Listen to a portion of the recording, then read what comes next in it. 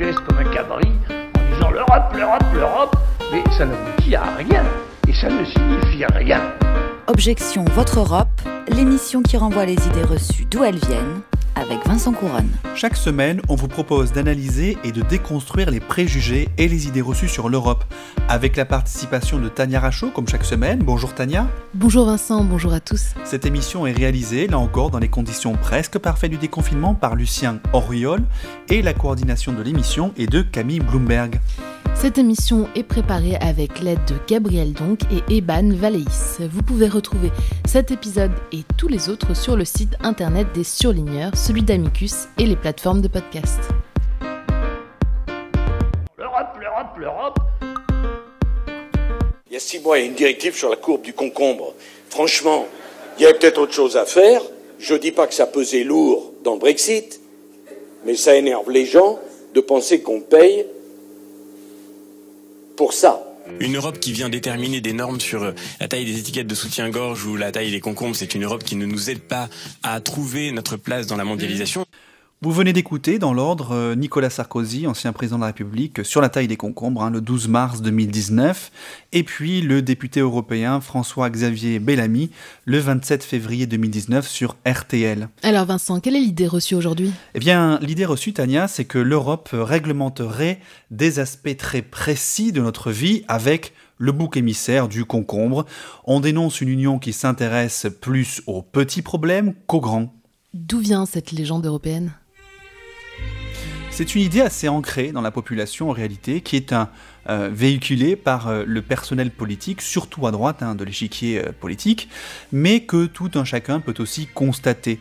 Un artisan qui installe des toilettes dans une maison voit bien la marque CE, en gros, qui indique que le produit respecte les normes de fabrication européennes. C'est pour cela que l'argument a particulièrement bien marché au Royaume-Uni pendant la campagne sur le référendum sur le Brexit, au prix parfois de fake news assez ridicules, il faut le dire. Et à votre avis Vincent, pourquoi cette idée reçue plaît ? Eh bien parce qu'elle permet, Tania, de renforcer l'idée selon laquelle l'Europe est dirigée par des technocrates. Je vous renvoie à notre premier épisode sur le sujet. Des technocrates qui ont évidemment, comme tous, la fièvre régulatrice. Donc c'est plutôt vrai ? En fait, c'était très vrai, mais ça l'est beaucoup moins aujourd'hui, et de toute façon, on peut difficilement, on le verra, faire sans ces réglementations européennes. Et maintenant, l'édito d'Objection Votre Europe. Avant de parler de la taille ou de la courbure des concombres, parlons de concombres bio, si vous le voulez bien. Selon un rapport publié de l'agence Bio, le marché français biologique a fait un bond spectaculaire en 2019, puisque le chiffre d'affaires a augmenté de 13% sur un an pour atteindre 12 milliards d'euros. À ce rythme, l'Allemagne, premier consommateur de bio en Europe, sera rapidement dépassée et la France prendrait ainsi la tête du podium. La surface agricole du bio a doublé en 5 ans et on a aujourd'hui 47 000 producteurs en France. Et ce qui est intéressant, c'est que l'envolée du bio ne provoque pas d'envolée comparable des importations bio, car 70% des produits achetés sont produits en France.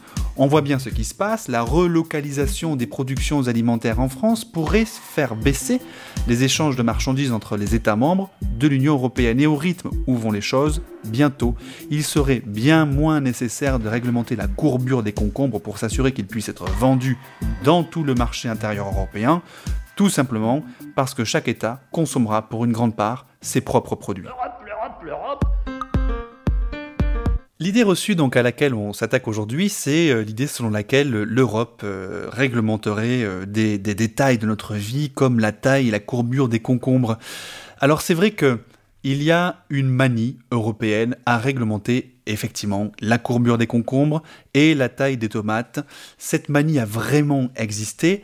À partir des années 60 notamment, la communauté européenne se lance dans des programmes de normalisation des fruits et légumes, une conséquence directe de la PAC, la politique agricole commune, et qui a vocation à faciliter la circulation des produits alimentaires dans le marché commun. Mais cette curieuse habitude ne vient pas, comme on pourrait le penser, de technocrates de la Commission européenne qui essaieraient de justifier leur salaire en pondant des réglementations tatillonnes. Non, ces règles en réalité au départ, ce sont les États membres eux-mêmes qui les ont fixées. On trouve par exemple en 1964 un règlement pris par le Conseil, donc les États qui sont réunis au Conseil, à l'époque ils étaient 6, et un règlement qui fixe les critères de qualité de l'asperge et du concombre. Le règlement nous apprend que l'asperge, pour être vendue dans la communauté économique européenne, c'est en tout cas les critères que donnent les États membres, les 6 États membres à l'époque, doit être entière, d'aspect et d'odeur frais, saine ou encore exempte d'attaques de rongeurs ou d'insectes. Dans les années 90, on a 36 sortes de fruits et légumes qui sont concernés par ces règles, jusqu'à ce que la Commission européenne mette le haut là, consciente du caractère ubuesque de ces règles. Il y a aussi le droit de la concurrence qui s'intéresse pas mal à nos légumes avec des affaires incroyables comme le cartel des endives, le cartel des légumes en conserve, le cartel des farines ou des lessives, sur un autre sujet. Des dangereux criminels qui en voulaient à notre portefeuille. Oui, exactement. Tania, ça me fait penser aussi à une autre affaire, le cartel des bananes, d'une affaire européenne en concurrence, où on se posait la question de savoir si les bananes étaient un produit comparable à un autre fruit. Et la Cour de justice de l'Union européenne à l'époque avait dit que non, parce que la banane, par son caractère mou, était un fruit particulièrement apprécié, tenez-vous bien, des enfants, mais aussi des personnes âgées. Voilà comment le droit européen parfois nous envoie dans des habitudes alimentaires auxquelles on ne penserait pas forcément. Alors, là, la Commission européenne, à partir de ce moment-là, elle décide d'abroger ou de demander aux législateurs européens, le Parlement et le Conseil, d'abroger toutes celles de ces réglementations qu'il avait prises pour réduire le gaspillage alimentaire. Vous avez peut-être d'ailleurs entendu, il y a quelques années, l'enseigne française Édouard Leclerc qui faisait la promotion des légumes moches, des légumes vendus moins chers. Eh bien, cette opération commerciale est directement liée à l'abrogation de toutes ces règles européennes qui permettaient donc du coup de vendre des concombres tordus. Aujourd'hui, ces réglementations, il n'en reste plus qu'une petite dizaine pour une dizaine de fruits et légumes, mais à l'origine, quand la première pierre de ces réglementations est posée, on est en 1962, l'objectif c'est quoi ? Eh bien c'est de permettre aux agriculteurs de vendre dans toute la communauté économique européenne. Sauf que les pratiques ou les habitudes des consommateurs n'étaient pas les mêmes partout. Et l'idée au départ, c'était de s'assurer qu'une tomate vendue dans la communauté économique européenne aurait des qualités minimales sur l'ensemble du territoire. Il ne faut pas oublier qu'on est dans une période, le modernisme et la foi dans le progrès, et notamment l'agriculture conventionnelle des années 60 jusqu'aux années 80-90. En réalité, lorsque vous avez remarqué ça, c'est que sans le savoir, vous avez assisté à l'évolution de la politique européenne sur la normalisation des fruits et légumes, ou plutôt sur sa dénormalisation. Alors quelques exemples pour s'amuser un petit peu. On a un règlement en 2011 qui prévoit qu'un bouquet, c'est-à-dire un régime de bananes, soit composé d'au moins 4 bananes et par rangée au maximum un bouquet de 3 doigts. Oui, alors les bananes, c'est clairement un enjeu. Vous avez parlé tout à l'heure du cartel des bananes, mais les bananes, c'est un problème qui dépasse l'Europe, c'est un enjeu international. Il y a eu même la guerre des bananes qui s'était réglée plus ou moins devant l'OMC, l'Organisation mondiale du commerce. Il s'agissait d'un différend politique et commercial sur des questions de droits de douane entre l'Union européenne et les pays latino-américains, notamment soutenus par les États-Unis. Oui, c'est les fameuses bananes dollars en Amérique latine contre les bananes martiniques. Et parfois, c'est vrai que la réglementation européenne, en réalité, cache des motivations politiques pour faire barrage à certains produits importés en Europe. Alors parfois aussi, c'est pour protéger le consommateur et lui permettre d'avoir autant confiance dans ce qu'il achète en provenance de France que d'Italie ou de Slovaquie. Alors on a une directive en 86, par exemple, qui interdit le moindre petit bout de peau dans les conserves de tomates et les petits défauts tels que une légère entaille, et ces légères entailles n'y sont tolérées qu'à hauteur de 300 cm² de surface totale pour 10 kg de fruits. Je veux dire, vraiment très précis comme réglementation. Et puis ça peut être nécessaire parfois, ce genre de réglementation, tout simplement pour la sécurité des travailleurs aussi. Là on sort des fruits et légumes, mais par exemple une réglementation européenne en 92 prévoit que les ouvriers dans les locaux de chantier, les ouvriers n'auront jamais à tirer la porte parce que celle-ci doit obligatoirement s'ouvrir vers l'extérieur et ne doit en aucun cas être coulissante. Les portes doivent être, précise la directive de 92, elles doivent être transparentes ou posséder des panneaux transparents et les planchers être exempts de bosses, de trous ou de plans inclinés dangereux. Attention aux accros dans le lino, sur les chantiers. Heureusement, pour nos petits travaux domestiques, rassurez-vous, ces règles ne sont applicables que pour les gros chantiers. C'est pareil, on pourrait dire aussi pour les clignotants sur les voitures, qui sont aussi réglementés par l'Union. Et puis, ça peut poser problème. Imaginons qu'il n'y ait pas ce genre d'harmonisation. On peut prendre comme exemple la signalétique sur les voies ferrées, qui n'est pas forcément toujours la même partout en Europe, c'est en train d'être un peu harmonisé, mais le fait qu'on n'ait pas la même signalétique partout freine le développement d'un réseau ferré européen. Alors la normalisation peut aussi être le résultat d'une politique environnementale dont l'objectif est de réduire la consommation d'énergie. Comment faire ? Eh bien, vous interdisez la vente d'aspirateurs de plus de 900 watts, par exemple. Une réglementation qui a provoqué l'ire des Britanniques pendant le débat sur le référendum en disant que l'Union se mêlait de tout et de n'importe quoi. Mais en revanche, il faut bien reconnaître que derrière, il y a un objectif politique. Et le Conseil et le Parlement européen ne badinent pas avec le tabagisme. On sait quand on achète un paquet de cigarettes que ce paquet il doit avoir certaines caractéristiques. Il doit, notamment les composants également des cigarettes doivent avoir certaines caractéristiques. Si on prend le paquet, il ne doit pas avoir moins de 20 unités, 20 cigarettes à l'intérieur, et il doit être de forme parallélépipédique.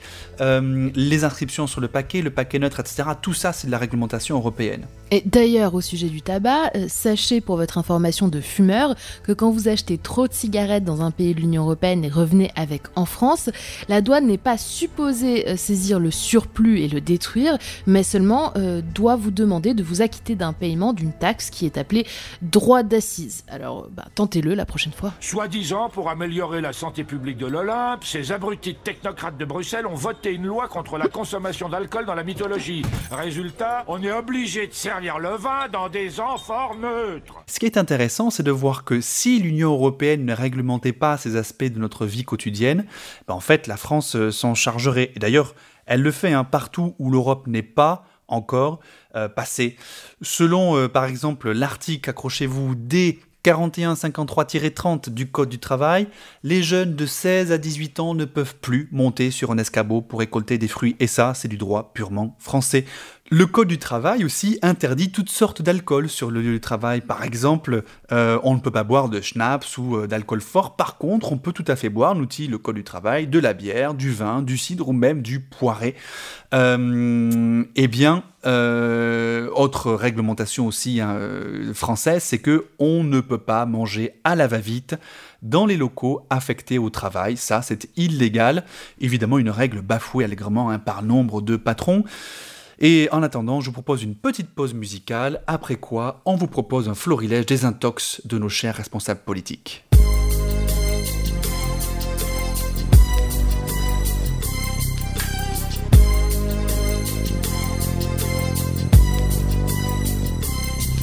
As I walk through the valley of the shadow of death, I take a look at my life and realize there's nothing left. Cause I've been blasting and laughing so long that even my mama thinks that my mind is gone. But I ain't never crossed a man that didn't deserve it.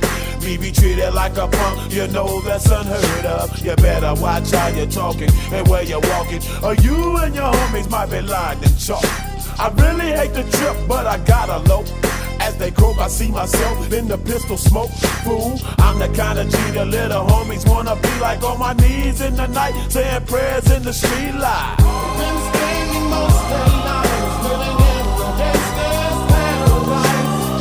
They've been spending most of their lives living in the gangster's paradise. We keep spending most of our lives living in the gangster's paradise. We keep spending most of our lives living in the gangster's paradise. Look at the situation they got me facing. I can't live a normal life. I was raised by the state, so I gotta be down with the hood team. Too much television watching got me chasing dreams. I'm an educated fool with money on my mind. Got my 10 in my hand and a gleam in my eye. I'm a loped out gangster, set tripping banker.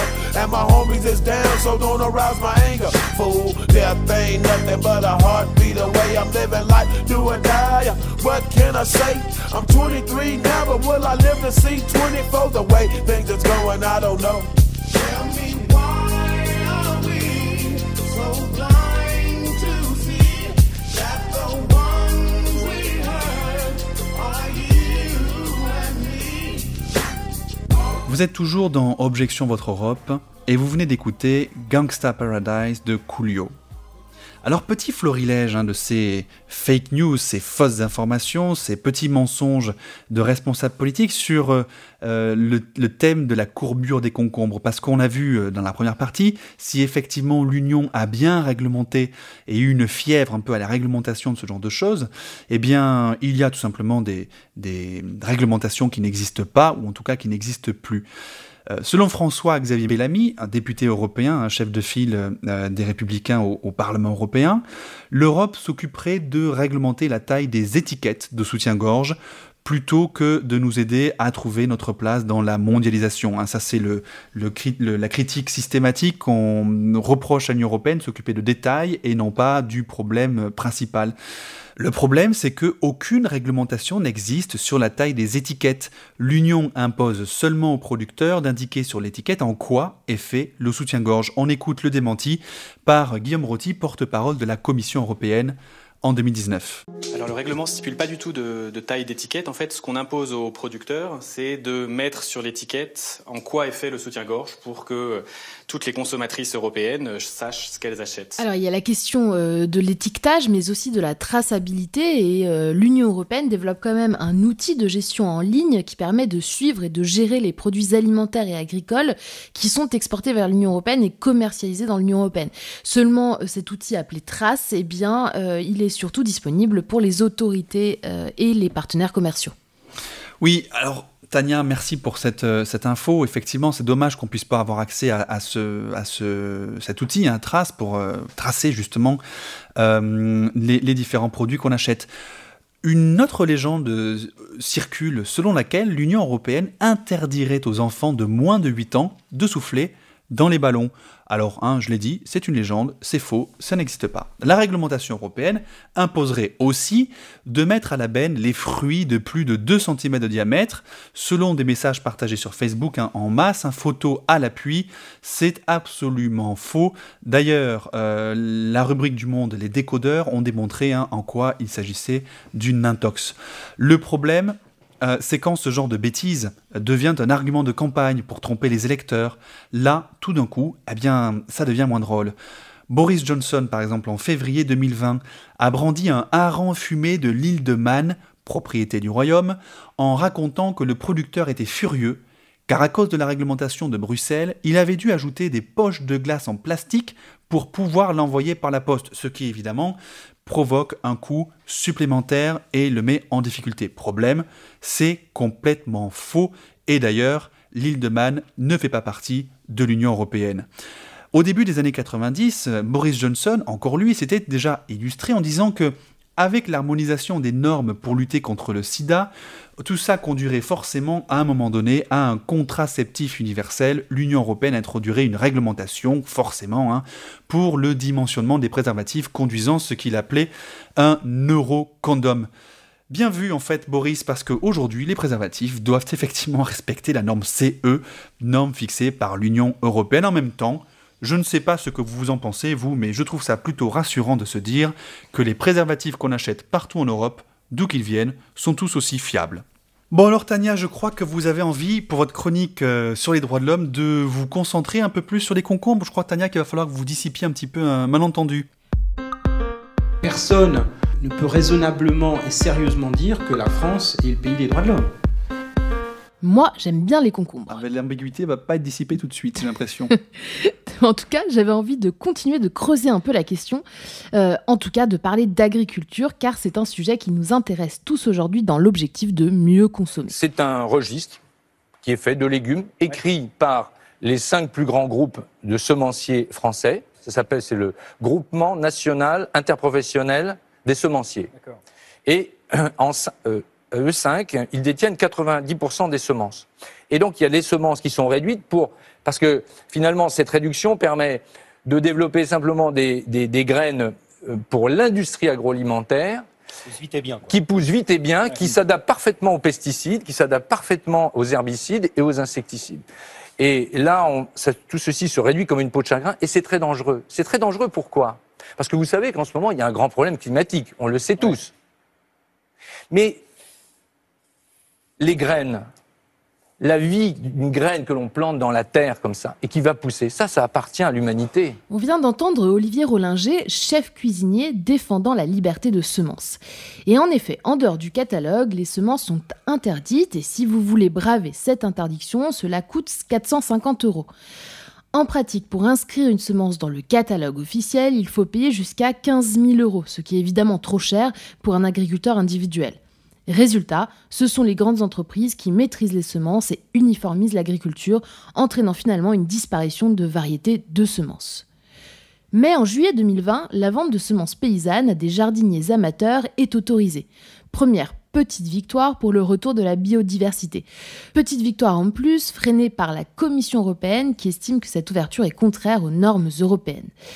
Alors même que la Cour des comptes européenne a de son côté épinglé la politique agricole commune de l'Union européenne en juin 2020 comme étant défavorable à la biodiversité des terres agricoles. Et devinez qui vend des semences ? Un groupe qui s'est fait connaître grâce à son pesticide au glyphosate, Monsanto. Un agriculteur achetant des graines Monsanto doit forcément payer chaque année pour pouvoir replanter ce qu'il a récolté. La firme américaine a même développé une technologie délicatement appelée Terminator. Les plantes Terminator sont stériles, comme ça, rien à replanter l'année suivante. Le brevet est préservé par les graines elles-mêmes. Mais un moratoire de l'ONU empêche l'utilisation de cette solution au nom de la biodiversité, quand même. Mon concombre vient donc de Monsanto ? Enfin, Monsanto Bayer d'ailleurs en raison du rachat récent, mais laissons ça de côté. En revanche, s'il y a une chose que Monsanto maîtrise, en plus des semences et des pesticides, c'est aussi le lobbying.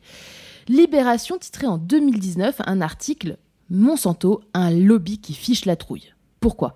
Parce que l'entreprise avait une liste de noms de scientifiques, journalistes et politiques avec des appréciations sur leur degré de malléabilité et d'influence. Charmant. En plus, pas très fair-play. Invitée à s'exprimer en commission parlementaire à Bruxelles, l'entreprise n'avait pas souhaité venir, ce qui a entraîné l'interdiction des lobbyistes de Monsanto au Parlement européen en 2017. Bon, et sachez pour finir que le concombre est un super aliment très hydratant qui empêche d'avoir un coup de barre après le repas, selon une étude de juillet 2020 de la sécurité routière. Merci Tania pour cette chronique et de conclure cet épisode avec nos chers cucurbitacés. Merci à tous de nous avoir écoutés. Objection Votre Europe, c'est terminé pour aujourd'hui. Rendez-vous au prochain épisode sur le site d'Amicus Radio et des Surligneurs. Toutes les références et les extraits sonores sont à retrouver sur la page de l'émission sur le site d'Amicus Radio. Et pour l'actu, comme d'habitude, suivez-nous sur nos réseaux sociaux. À bientôt!